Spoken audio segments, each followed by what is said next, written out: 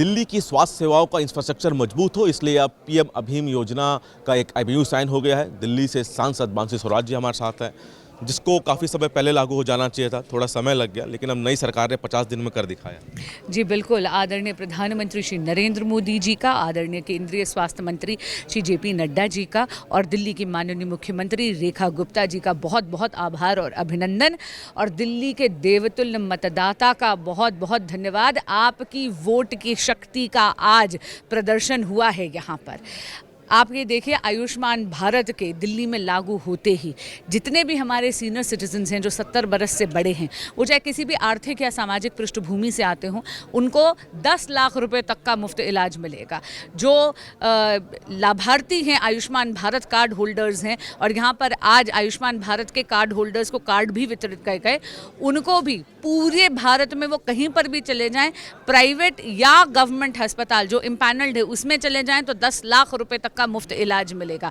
और इसी तरह पीएम अभीम के जरिए 2400 करोड़ रुपए आज दिल्ली में हेल्थ इंफ्रास्ट्रक्चर को सुदृढ़ करने के लिए मोदी जी ने दिल्ली सरकार को दिया है। लेकिन कितनी दुर्भाग्यपूर्ण बात है कि तत्कालीन सरकार ने ये एमओयू साइन करने से मना कर दिया था।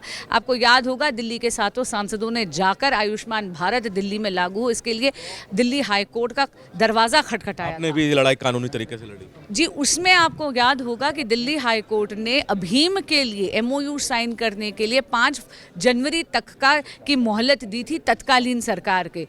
लेकिन अचंभे की बात यह है कि तब के जो स्वास्थ्य मंत्री हैं दिल्ली के, उन्होंने अपनी पर्सनल कैपेसिटी में एफिडेविट साइन करके सुप्रीम कोर्ट में ये ऑर्डर चैलेंज करा था।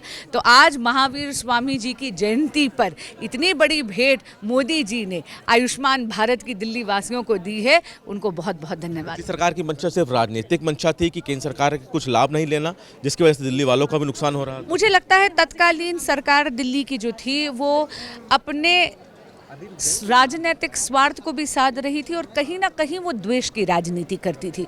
वरना आयुष्मान भारत एक ऐसी स्कीम है, आज वेस्ट बंगाल को छोड़ के भारत के सभी यूनियन टेरिटरीज, सभी राज्यों में लागू है। वहां पर भी उन राज्यों ने भी इसे अपनाया है जो बीजेपी शासित नहीं है। 3 राज्यों का उदाहरण दिया अध्यक्ष जी ने, बंगाल, दिल्ली, उड़ीसा, 2 राज्यों में सरकार बदल गई है, तीसरी की बात की है। जी बिल्कुल, जहां जहां कमल खिलता है वहां पर भारतीय जनता पार्टी भारत की जनता को आयुष्मान भवा कहती है। बहुत शुक्रिया। तो मानसी स्वराज जी, सांसद नई दिल्ली से बीजेपी की, जिनका कहना है कि जहां जहां कमल खिलता है वहां की जनता भारतीय जनता पार्टी को आयुष्मान कहती है। कैमरामैन प्रदर्शन के साथ दिल्ली से सूर्य समाचार के लिए विनय सिंह।